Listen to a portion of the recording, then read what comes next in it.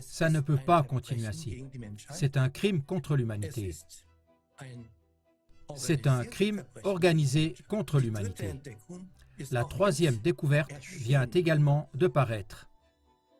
Là, ils ont montré, c'est le groupe allemand, notre groupe, que ce gène passe de la mère à l'enfant à travers le placenta, Vous ne pouvez pas accepter ça, bon sang. Nous sommes maintenant confrontés au problème le plus difficile de la médecine, presque insoluble, parce qu'il est aussi totalement nouveau. On n'a pas d'expérience. Tout n'est qu'essai et tâtonnement. Et la question est toujours la même. Quand tu essaies quelque chose, comment peux-tu en mesurer le succès?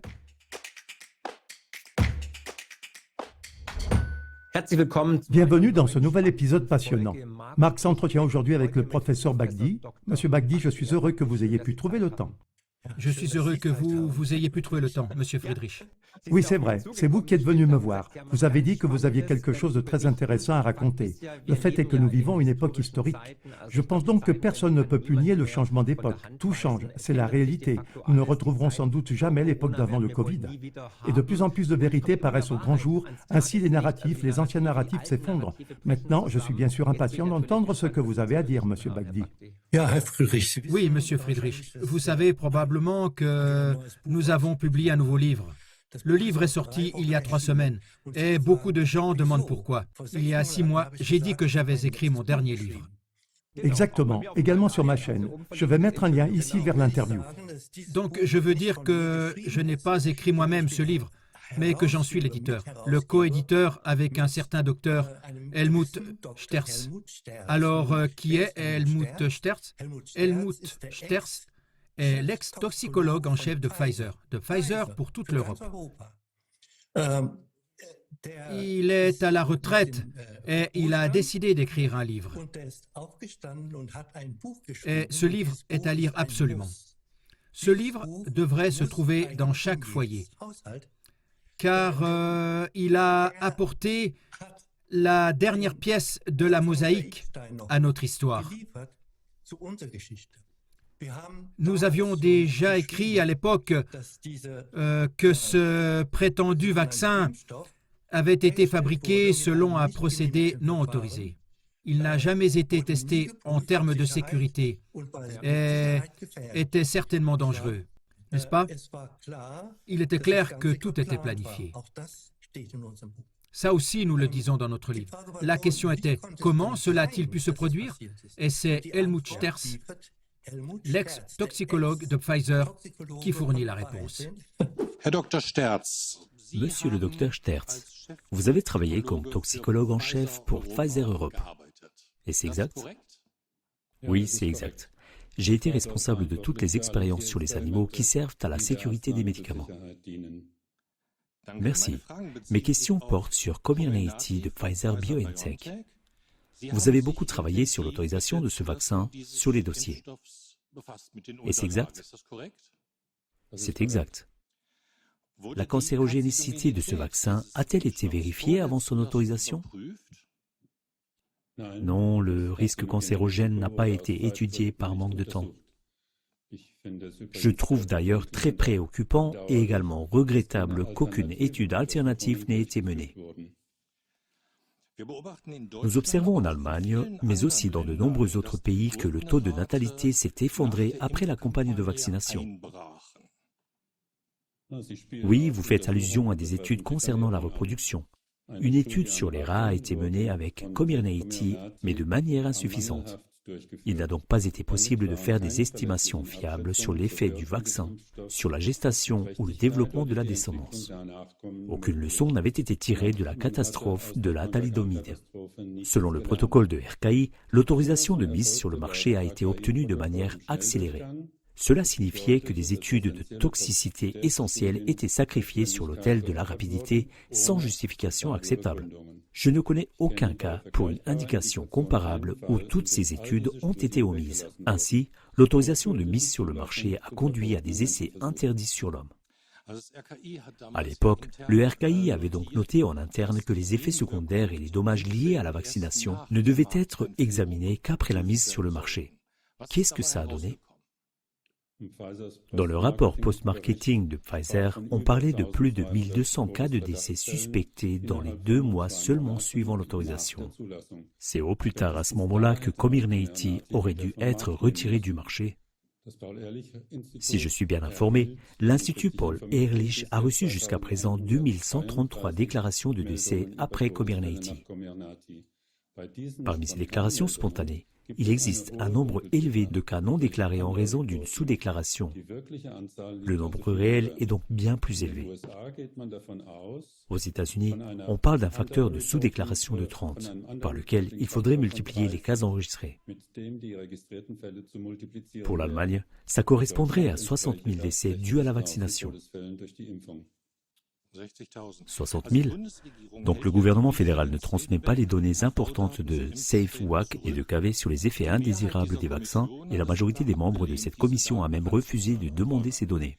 Aurait-on pu éviter des dommages et des décès dus à la vaccination si l'autorisation avait été conforme aux règles? Oui, car selon les règles, Comirnaty n'aurait pas dû être admis du tout. Ainsi, actuellement de nombreuses victimes de la vaccination en Allemagne se battent pour obtenir un dédommagement. Elles perdent souvent parce que les tribunaux disent que Comirnaty a un rapport bénéfice-risque positif. Cette hypothèse est-elle justifiée?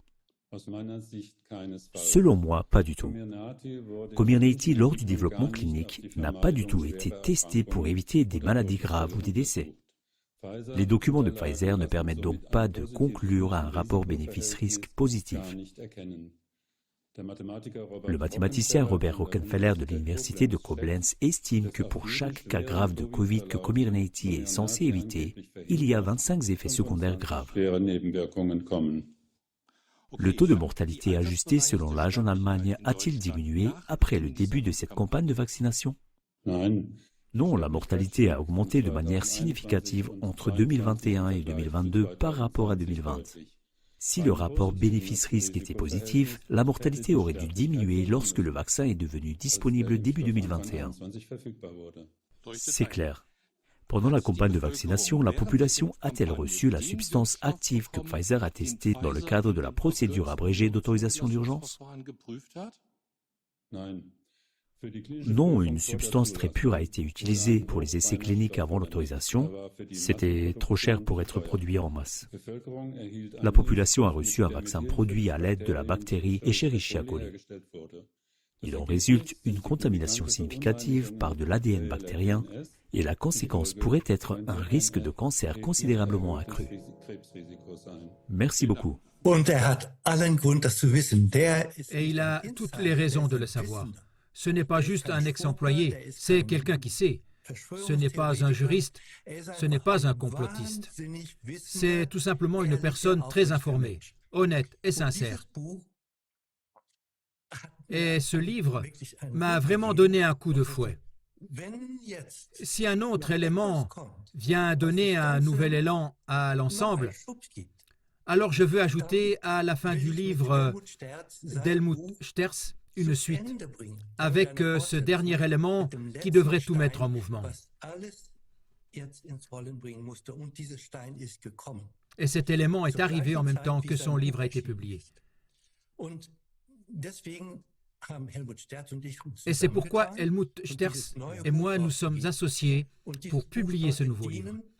Et ce livre devrait servir d'aide pour la population, d'aide pour les juristes et d'aide pour les politiciens, les médecins, les médias, afin qu'ils sachent que ça ne peut pas continuer ainsi. C'est un crime contre l'humanité. C'est un crime organisé contre l'humanité. Et ce livre a bien marché. Le livre ne contient qu'un seul chapitre de moi, qui a été écrit spécialement. C'est le dernier chapitre où j'ai mis la dernière découverte et j'ai expliqué pourquoi cette découverte doit tout faire basculer. Mais il y a eu d'autres découvertes. Et la découverte suivante que je voulais absolument faire entrer aussi n'est pas dans le livre qui est maintenant sur le marché. C'est dans la deuxième édition qui sera bientôt sur le marché, lorsque la première édition sera écoulée. Et la deuxième découverte, c'est qu'en raison du procédé non autorisé qui a été utilisé et des impuretés qui s'y trouvent, c'est maintenant prouvé, ça conduit à une turbocancérisation et à l'intégration effective de cet ADN étranger dans les gènes humains, provoquant ainsi un turbocancer.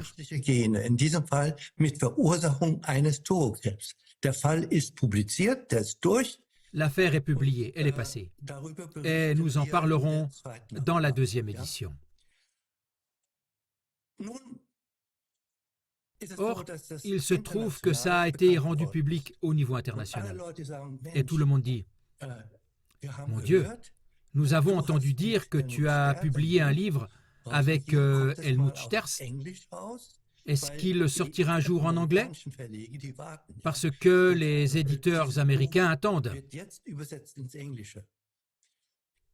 Et ce livre est maintenant traduit en anglais.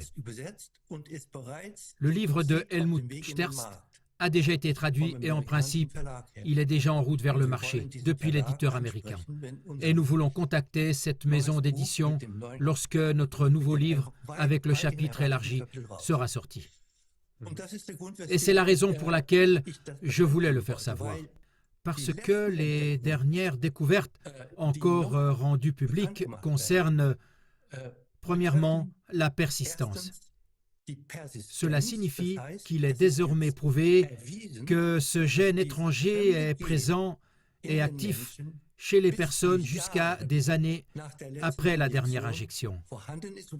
Cela signifie que les gens sont génétiquement modifiés pendant très très longtemps, peut-être même pour toujours. Ce n'est pas possible.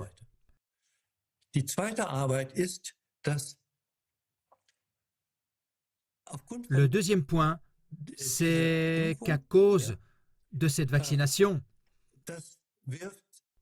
ça jette du sable dans tous les rouages du génome humain, à tous les niveaux. Et les gens ont changé de nature. C'est publié également dans une revue prestigieuse. C'est donc le summum. J'aimerais intervenir brièvement, peut-être aussi pour lancer un appel aux téléspectateurs, parce que j'entends aussi cela régulièrement.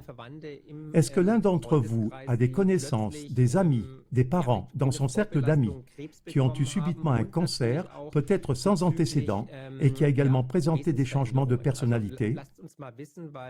Alors faites-nous le savoir, parce qu'il n'y a pas beaucoup d'études sur le sujet. Je vous avais dit lors d'une conversation privée que ma mère avait également été victime de ce cancer très agressif et rapide au cou. Et les médecins ont dit que c'était atypique, qu'ils n'avaient encore jamais vu ça. Mais ils ont ajouté que ce type de cancer agressif était de plus en plus fréquent. À cet égard, je serais naturellement intéressé par toute étude empirique que le grand public pourrait fournir. N'hésitez pas à les poster dans les commentaires, parce que toutes ces informations sont évidemment importantes, parce que, comme vous l'avez dit, ce n'était peut-être pas un vaccin, mais peut-être plutôt une thérapie génique, et que les gens réagissent naturellement à cela.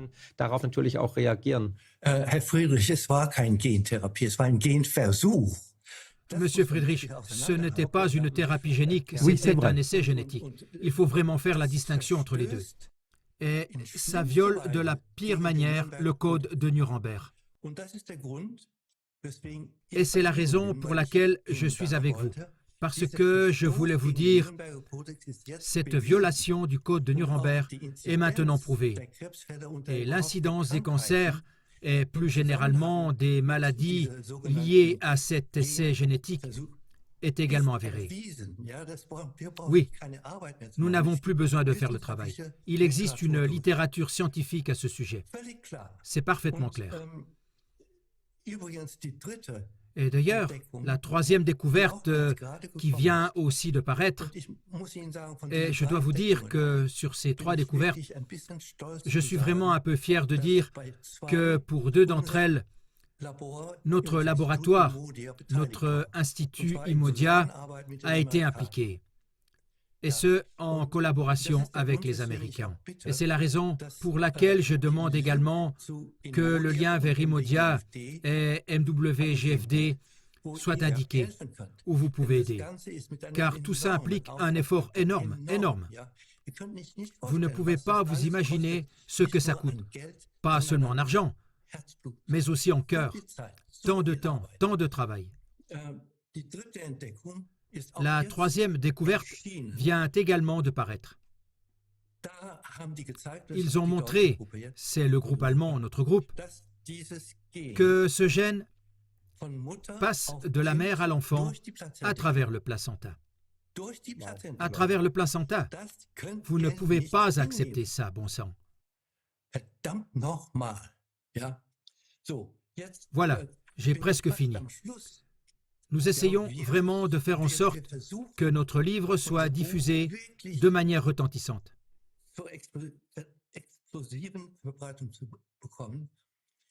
Et nous avons cette fois-ci indiqué ce lien du grand distributeur mondial américain. Et ce, pour une raison très simple.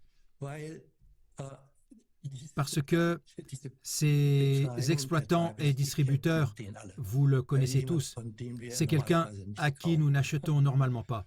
Mais ils ont un classement. Et situé dans les 50 ou 100 premiers, les Américains le voient. Et les éditeurs sont bien sûr très très heureux de reprendre le livre, de reprendre la licence. Et ça nous aiderait énormément. C'est une chose.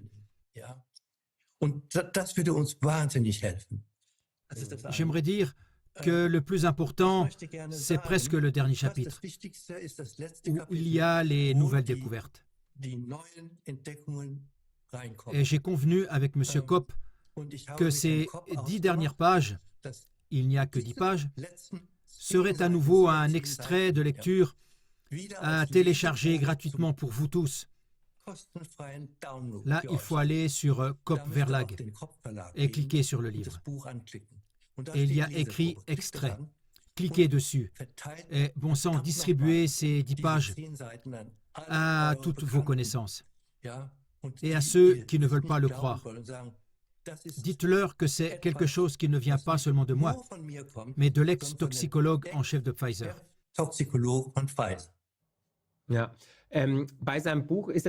Le sous-titre de son livre se rapporte au fait que l'ancien toxicologue en chef de Pfizer démontre comment des substances toxiques nous ont été vendues illégalement comme remède contre le Covid-19.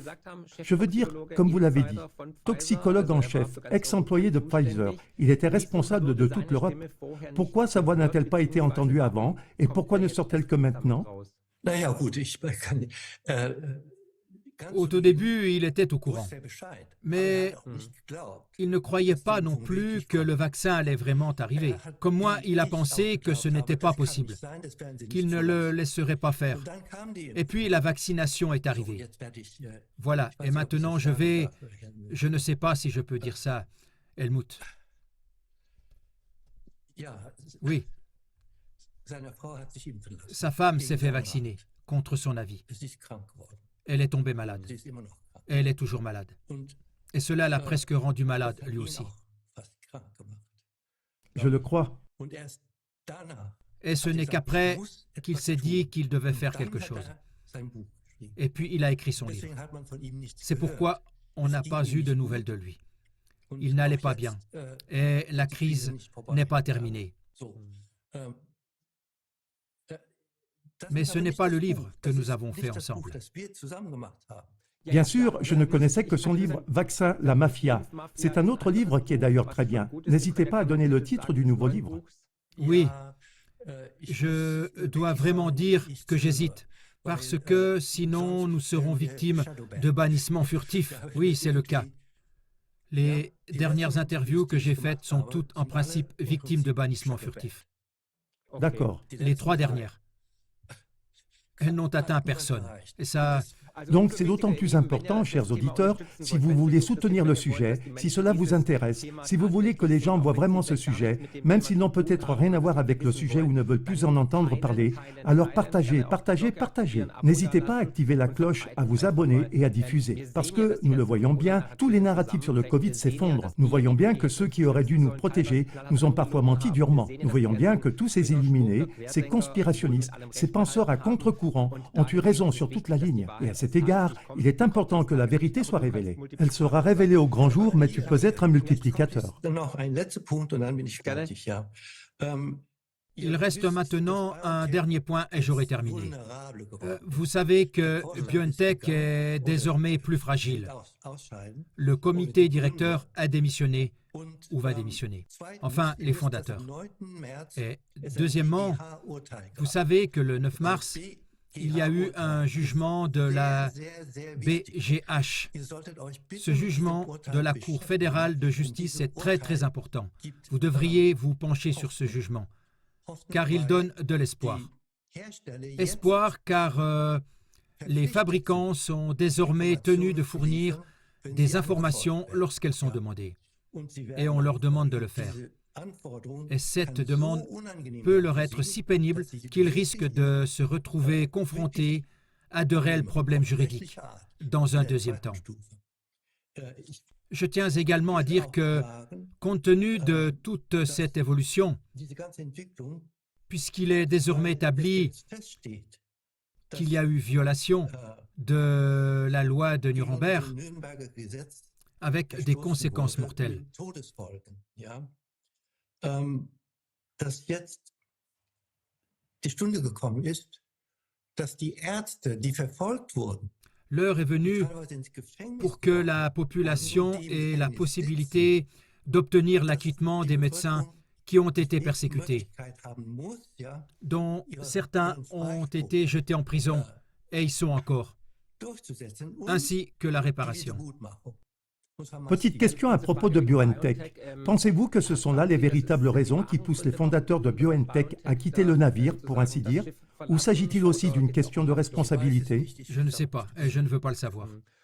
Et que dites-vous des révélations de la commission d'enquête? Pensez-vous que ça mènera à quelque chose, y compris à des conséquences, ou est-ce juste de la poudre aux yeux et des tranquillisants pour le public? Jusqu'à présent, c'est de la poudre aux yeux. Mais là aussi, le vent tourne. Ja, okay. Auch da dreht sich der Wind. Ok, parce que ce qui en ressort en partie est hallucinant et prouve une fois de plus que nombre de critiques ont effectivement eu raison.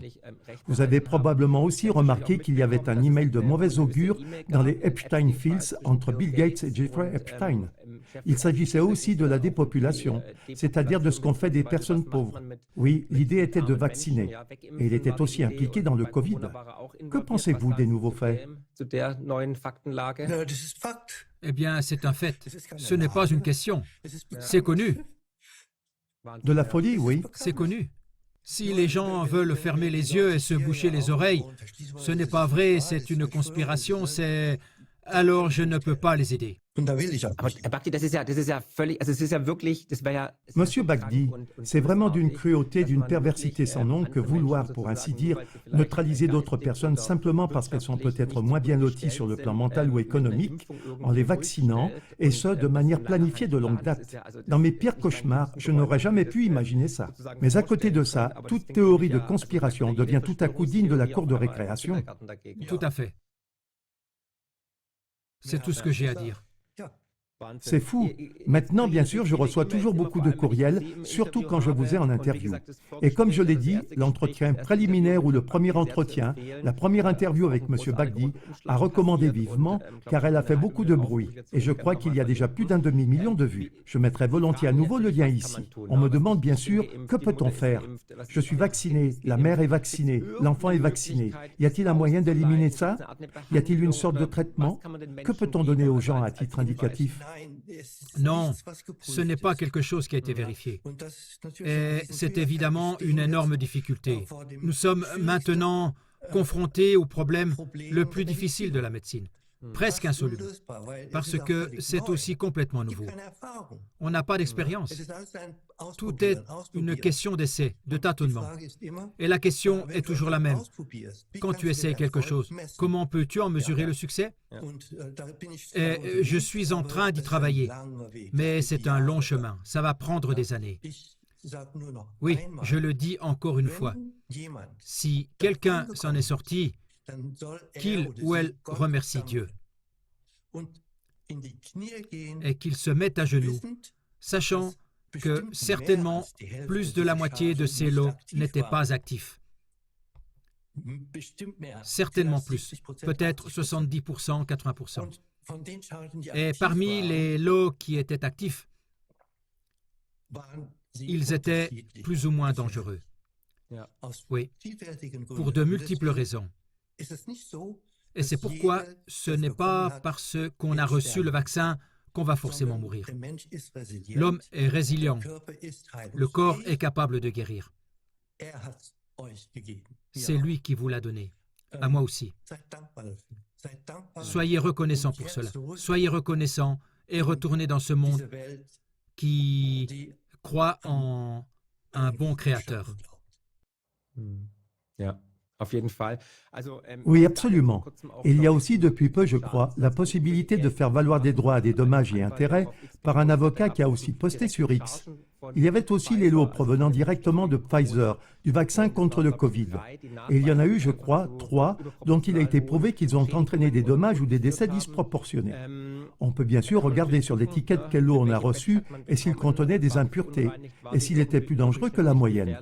Cela n'aide évidemment pas ceux qui ont déjà des maladies graves ou qui ont développé des maladies auto-immunes ou qui sont morts d'une crise cardiaque ou d'un turbocancer en fait. Et je sais qu'il y a aussi beaucoup de gens qui pensent que tout ça n'est qu'une théorie de conspiration. Mais peut-on par exemple, si on connaît quelqu'un qui est victime, ou peut-être même qui est décédé, faire valoir des droits à des dommages et intérêts pour cela? Est-ce que ça apporte quelque chose? Est-ce qu'on va accorder encore plus d'attention, de focus, pour que le public se réveille vraiment et reconnaisse que ce n'était pas pour le bien des gens? Oui, Monsieur Friedrich, ce sont des questions auxquelles il est très très difficile de répondre. Parce que vous savez qu'il y a des freins partout. Et c'est justement pour cela que cet arrêt de la Cour fédérale de justice est si important. Car il n'y a plus de freins. Et je connais cet appel avec les 3 lots. Les 3 lots sont cités parce que ce sont les 3 lots qui ont été analysés par nous, par notre groupe Imodia, et où ces impuretés ont été détectées en forte concentration. Et comme on sait maintenant que ces contaminations sont mortelles, ce n'est pas à nous ou aux autres de prouver que c'est la cause. C'est aux fabricants de prouver que ces impuretés ne font rien. Et c'est en fait la base de notre démarche. Même si je dois dire que je ne suis pas sûr que ça passe. Car la Cour fédérale de justice admet qu'on peut et doit aller chercher des informations. Et c'est ce que je ferai en premier. Je ferai d'abord sortir les informations. Et s'ils ne peuvent pas répondre aux questions, par exemple, avez-vous vraiment exclu cette possibilité? Et s'ils disent qu'ils ne l'ont pas testé, alors vient l'étape suivante. Mais il faut d'abord formuler les questions et en principe, faire le procès des réponses. L'action doit viser une action libre des réponses, de l'information. Donc nous voyons que l'état de droit fonctionne quand même.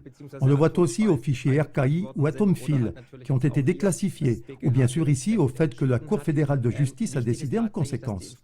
L'important est effectivement que les informations sortent, mais il est tout de même très frappant que le jugement de la BGH soit prononcé et que les fondateurs de BioNTech disent tout à coup qu'ils quittent BioNTech pour faire quelque chose de nouveau, quelque chose de similaire en fait, mais sous un nouveau manteau protecteur. Et cela pourrait bien sûr être en lien, peut-être qu'on se protège ou quelque chose comme ça. D'un autre côté, nous savons aussi que l'UE, sous la direction de von der Leyen, avait bien sûr exclu toute responsabilité, pour ainsi dire, des entreprises et avait assumé cette responsabilité. C'est pourquoi il n'y a rien à craindre. Ou est-ce que je me trompe? Oui, c'est faux. Et c'est ce qu'a expliqué Helmut Sterz dans son livre. Au moment où il y a fraude, et ceci est une fraude, et la marchandise est une fraude, et il n'y a pas de protection. Oh, das wäre interessant. Okay. Oh, c'est intéressant. D'accord. Oui, parce que je sais simplement, parce que vous savez, je suis aussi très actif dans les finances, dans l'économie. Et je sais que certains ont été vraiment choqués par ce départ brutal des deux fondateurs présentés comme des sauveurs. Et c'était apparemment une surprise, même pour les employés. Et bien sûr, les rumeurs vont bon train en ce moment. Et c'était après le jugement de la BGH. Un jour après. Oui, un jour après. Et bien sûr, c'est déjà beaucoup. Alors chacun peut en tirer ses propres conclusions. Rien n'arrive sans raison. Alors pourquoi exactement un jour après la publication de l'arrêt de la Cour fédérale de justice? C'est déjà très intéressant et passionnant. Les mauvaises langues affirment que les rats quittent le navire qui coule et qu'on veut se protéger de toute revendication de responsabilité. Oui, j'espère que le bateau va couler. Très clairement, si BioNTech est poursuivi avec succès, je veux dire, une pensée un peu naïve de ma part est qu'en raison de la fraude maintenant prouvée et que la marchandise était et est toujours une fraude, il devrait être possible que le gouvernement fédéral annule le contrat de vente. Marchandise frauduleuse et livraison de la mauvaise marchandise qui a vraiment fait du mal aux gens. S'ils le faisaient, ou s'ils étaient obligés de le faire, je ne sais pas comment, alors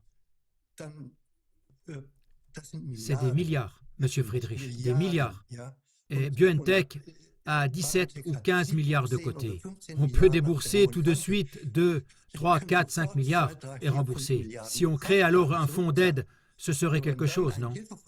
Pour les victimes de la vaccination. Pour les victimes de la vaccination. Ja, tatsächlich. Oui, en effet. Maintenant, si nous regardons la surmortalité de ces dernières années, au début de cette année, c'était un peu plus élevé. Bien sûr, ça peut aussi être dû à la grippe. L'année dernière, c'était même légèrement inférieur à l'évolution moyenne, et en 2024 également. Non, en général, tous ces calculs ne sont pas corrects. Et là aussi, il y a tellement de versions différentes que je préfère ne pas m'en mêler. Les versions qui sont justes, elles sont d'une clarté écrasante. Il y a une surmortalité maintenant. Elle est importante. Elle n'est pas petite, elle est grande, oui, et c'est grave. Et la baisse de la natalité aussi. C'est vrai, c'est vraiment frappant. Pensez-vous que le fait que les gens soient moins fertiles a aussi un rapport avec la distribution, l'administration de ce vaccin?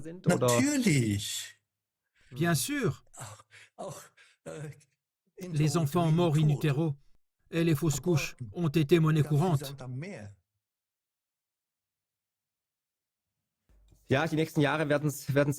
Oui, les prochaines années le montreront. Je suis bien sûr curieux de connaître votre avis ainsi que les exemples parmi vos proches. Comme je l'ai dit, il arrive souvent que quelqu'un décède subitement ou développe un cancer. Et beaucoup ne font peut-être pas le lien avec le vaccin Covid. Non, mais tout cela est maintenant parfaitement clair. Et au niveau international, il y a plusieurs mouvements qui veulent imposer un moratoire sur tous les vaccins ARNM. Et je dois dire, et sur ce, je vous laisse, que je serai en ligne demain avec la Floride. Je voulais encore vous poser cette question. En effet, vous avez dit dans l'entretien préliminaire que vous souteniez le ministère de la Santé en Floride. Qu'est-ce que vous faites exactement? Racontez-nous. Je fais une formation continue pour les médecins là-bas. Et la formation a pour thème « Les vaccins à ARNM sont-ils sûrs ?» Et il n'y a bien sûr qu'une seule réponse. Et je vais expliquer pourquoi. Et le ministre de la Santé est présent. Il est présent. De Floride ou des États-Unis? De Floride. Wow, ok. C'est le génial Ladapo, qui est bien sûr avec DeSantis. Et vous savez que la Floride suit la même voie que l'Alabama, que l'Idaho, que l'Arkansas. Ils veulent mettre un terme à tout ça. Peut-être que vous arriverez à convaincre Robert Kennedy de faire quelque chose avec Make America Healthy Again. Il a aussi été un critique, il a aussi participé à des manifestations en Allemagne. Et je pense que les bonnes personnes se trouvent là maintenant, en tout cas. Si vous le voyez, dites-lui bonjour, j'aimerais l'inviter à une interview. Oui, malheureusement, Kennedy est maintenant en mauvaise santé. Il doit être opéré. Oui, c'est comme ça. Bien. Néanmoins, après, bien sûr, je l'interviewerai volontiers. Parce que si quelqu'un comme le ministre de la Santé des États-Unis tient de tels propos, et il a déjà apporté de nombreux changements aux États-Unis, avec la pyramide alimentaire et ainsi de suite, mais aussi vis-à-vis des laboratoires pharmaceutiques. C'est en tout cas pour le bien de l'humanité. Oui, c'est clair.